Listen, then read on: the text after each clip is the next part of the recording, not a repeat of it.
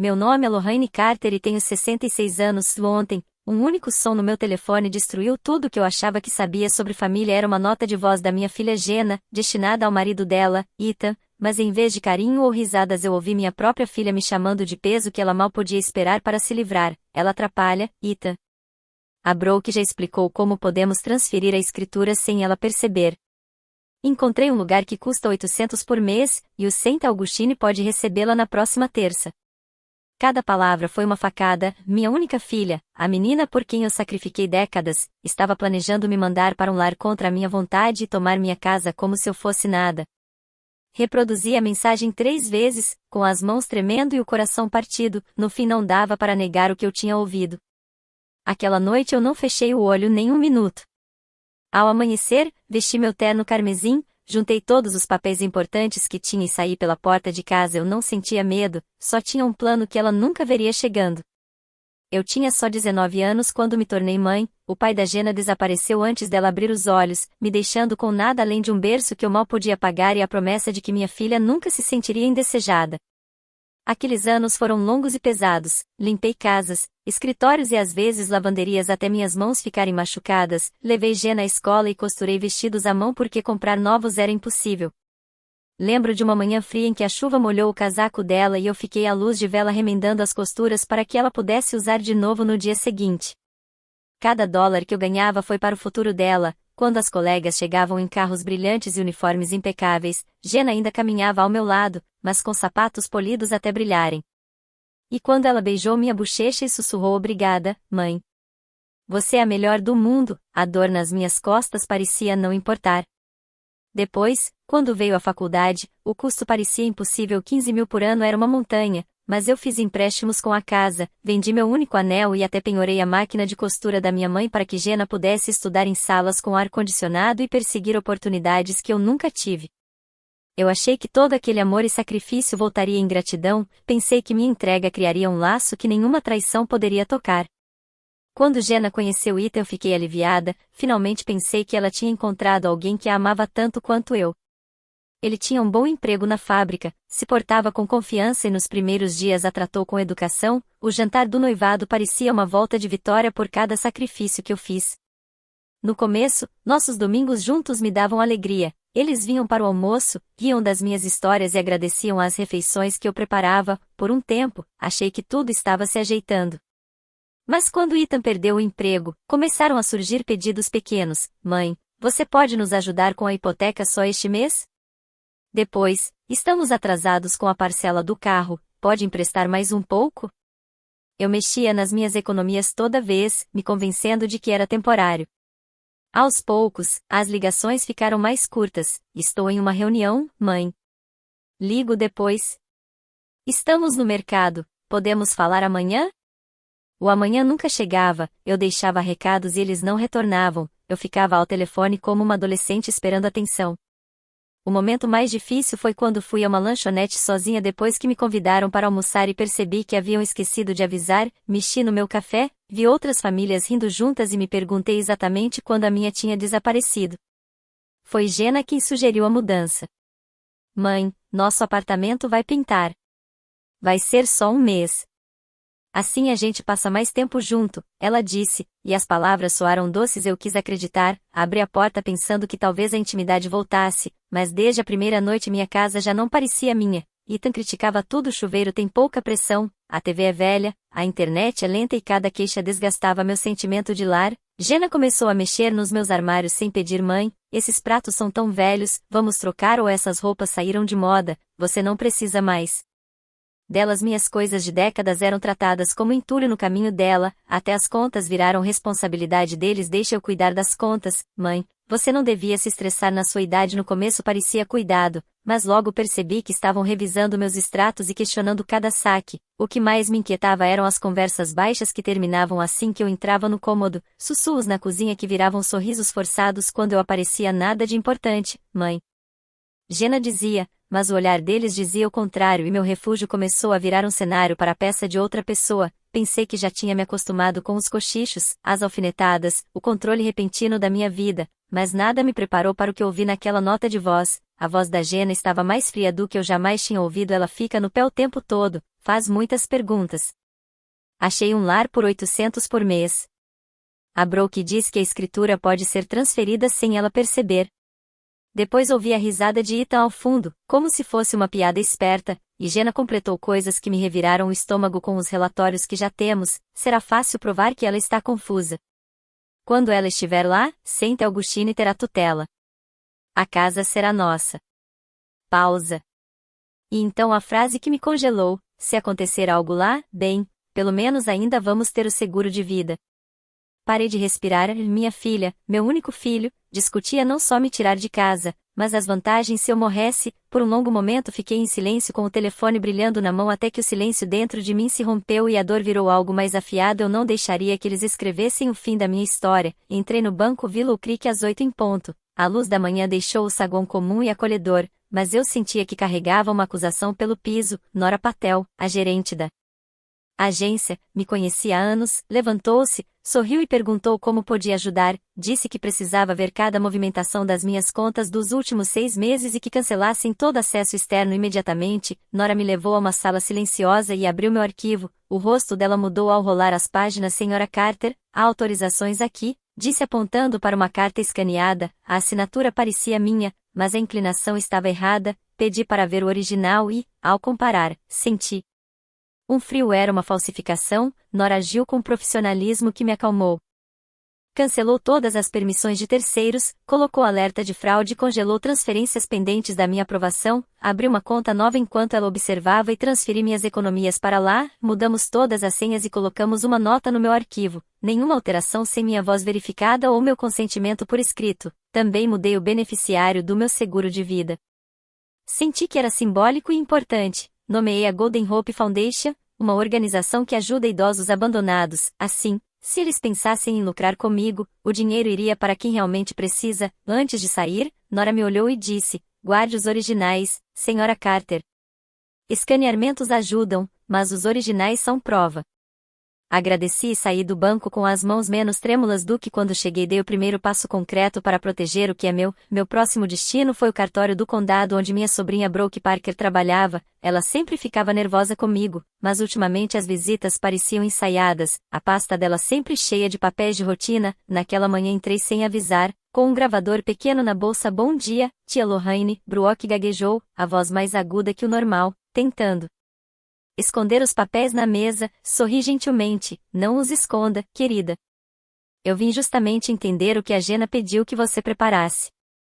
As mãos dela tremiam. Não é nada sério, só atualizações de beneficiário. Quando me aproximei e apertei o play na nota de voz, os olhos dela se arregalaram. Ela sabia que o jogo tinha acabado. Brooke, disse com a voz calma, sei sobre as assinaturas forjadas, sei sobre os laudos médicos falsos. Você tem 2 escolhas, me ajuda a desfazer essa bagunça ou eu vou direto ao seu supervisor com esta gravação.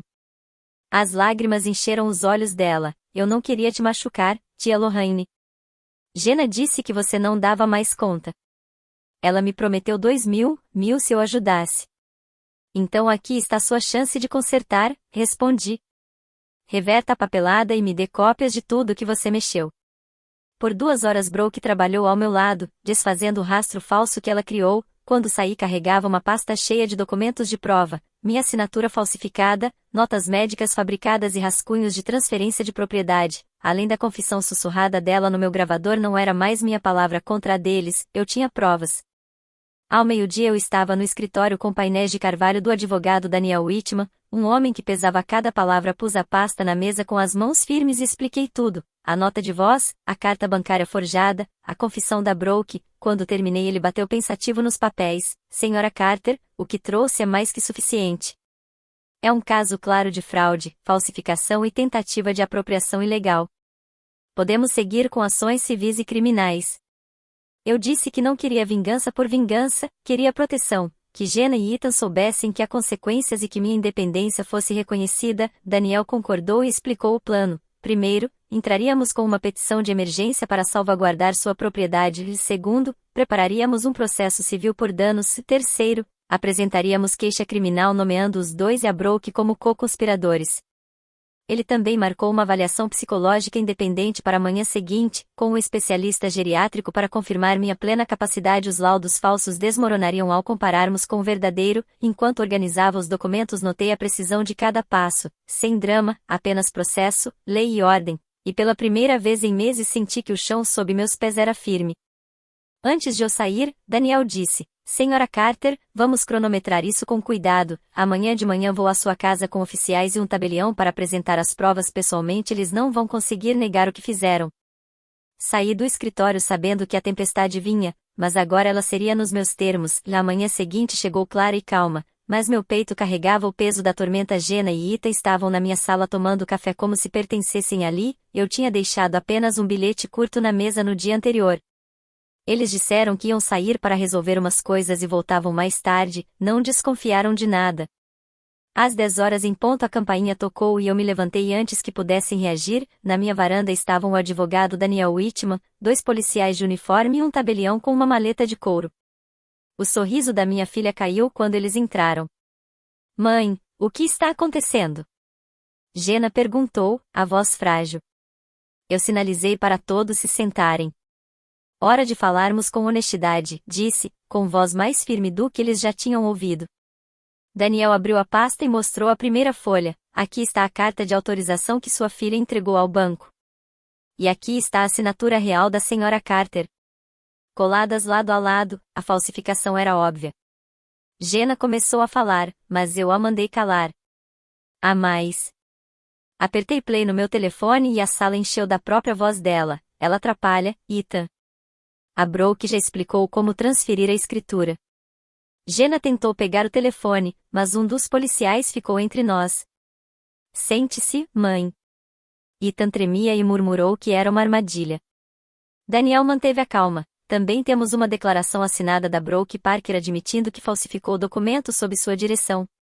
Ele mostrou o papel e o rosto da Jenna empalideceu. E aqui, continuou, estão os laudos médicos falsos que vocês apresentaram, ao lado de uma avaliação independente que confirma a clareza da senhora Carter. O silêncio pesou. Um dos policiais virou-se para mim. Senhora Carter, deseja prosseguir com as prisões? Olhei para minha filha, depois para o homem com quem ela casou, e senti toda a traição virar determinação. Sim, respondi calma. Procedam. Depois que Jenna e Ethan foram escoltados para fora, a casa ficou num silêncio que eu não sentia há meses. Mas a paz durou pouco. Em dias começaram a retaliação e pela forma mais moderna online. Surgiu no Facebook, num grupo local, um post com as palavras da Jenna: minha mãe sofre de demência e nos acusou de furto. Se virem ela vagando, me avisem. Ela não está segura sozinha. A foto anexada era uma que ela havia tirado de mim sem eu perceber, cabeça baixa no jardim, feita para parecer frágil e confusa. Estranhos comentaram com pena, outros julgaram. Meu peito apertou ao ler mentiras sobre mim vindas de pessoas que eu nunca vi. Depois vieram ligações de números bloqueados à meia-noite com vozes cuspindo ódio. Você é uma mãe cruel. Espero que morra sozinha. Até assistentes sociais supostos bateram à minha porta mostrando crachás falsos e pedindo para entrar. Liguei para o Daniel, tremendo, e ele ficou firme. Senhora Carter, é tática. Eles querem criar barulho para pintar a imagem de incapacidade. Não responda. Registre tudo e nós responderemos por você. Então eu escrevi tudo, datas, horários, mensagens, montei meu próprio arquivo com o mesmo cuidado que construí minha vida. A campanha para me difamar era alta, mas eu fui mais alta em silêncio, armada de provas e paciência. Numa noite, depois de mais uma carta anônima, quase cedi, o envelope tinha palavras cortantes. Você foi uma mãe tola.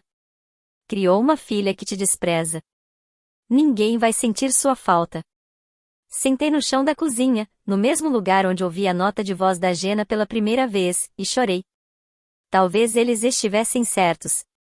Talvez eu tivesse falhado. Talvez processar minha única filha fosse duro demais. Pensei em ligar para o Daniel e desistir. Mas lembrei do baú no meu quarto com lembranças da minha mãe, e entre elas havia uma carta escrita por ela, antiga, com a letra fraca mas firme. Lorraine, nunca deixe ninguém, por mais perto que seja, tirar sua dignidade. Amor protege. Não humilha. Ao ler aquelas palavras minha postura mudou, e enxuguei os olhos e senti o peso virar algo mais firme. Minha mãe estava comigo, dizendo que eu tinha o direito de ficar de pé. Na manhã seguinte, eu liguei para Daniel não para desistir, mas para confirmar. Vamos seguir em frente, falei.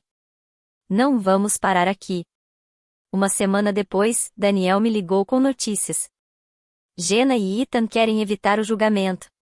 Eles oferecem devolver o que pegaram e prometem ficar longe se você retirar as acusações. Fiquei em silêncio por um momento. Parte de mim queria paz, queria que tudo acabasse logo. Mas outra parte lembrava de cada sussurro na cozinha, de cada assinatura falsificada, de cada palavra cruel naquele áudio. O que exatamente eles estão oferecendo? Perguntei. Vão devolver os $8.750 retirados da sua conta, mais uma indenização. E também aceitam não ter mais contato. Era tentador, mas eu sabia que dinheiro não bastava. Eu aceito, falei devagar. Só se assinarem uma confissão completa. Eles devem declarar publicamente que estou mentalmente capaz, que todas as acusações de confusão eram falsas, que as ações deles foram planejadas, e isso deve ser publicado em todos os lugares onde me difamaram. Daniel sorriu pela primeira vez em dias. Essa condição limpa totalmente o seu nome. Uma semana depois, eu tinha o documento nas mãos. A assinatura deles estava logo abaixo das palavras: acusamos falsamente Lorraine Carter de incapacidade. Tentamos tomar sua propriedade com documentos falsos. Ela é totalmente capaz. O dinheiro devolveu minhas contas, mas foi a confissão que devolveu minha paz. Pela primeira vez em meses, senti que meu nome, minha dignidade e minha verdade tinham voltado para mim. Quando o acordo foi assinado e a poeira baixou, percebi que não podia continuar naquela casa. Cada canto tinha a sombra da traição. A cozinha onde consertei os uniformes da Jenna, o jardim onde sonhei com meus netos brincando, tudo estava envenenado por mentiras e falsificações. Então decidi. Vendi a casa e comprei um apartamento simples numa comunidade de idosos chamada Maplewood Gardens. Era menor, mas cheio de luz e risadas de vizinhos que valorizavam a independência. Podia caminhar no pátio de manhã, fazer aulas de pintura à tarde e contar histórias tomando chá, sem ninguém duvidar da minha sanidade. Também comecei a ser voluntária na Silver Harbor Foundation, a mesma instituição de caridade que escolhi como herdeira. 3 vezes por semana, eu sentava com outros idosos enganados ou abandonados pelas famílias. Eu ouvia, contava minha história e mostrava que se defender não é crueldade, é sobrevivência. Nesses momentos, descobri algo novo. Minha vida não era mais definida pelo que perdi, mas pelo que estava construindo, uma comunidade, um propósito e uma paz só minha. Olhando para trás, vejo minha história não só como uma luta pela sobrevivência, mas como uma lição que eu queria ter aprendido antes. Amor não é cheque em branco. Generosidade sem limites ensina os outros a pegar sem devolver. A quem estiver me ouvindo, deixo isso, guarde todos os documentos importantes com você. Originais valem mais do que promessas. Se alguém insistir em ajudar com suas finanças, imponha limites claros. Não é falta de carinho dizer eu cuido disso. Se a família começar a falar sobre tutela ou casas de repouso sem sua permissão, peça uma avaliação independente. Sua voz importa mais que os planos deles. E lembre-se, limites não são crueldade. Limites são a forma de nos honrar e lembrar os outros de que amor precisa ter respeito.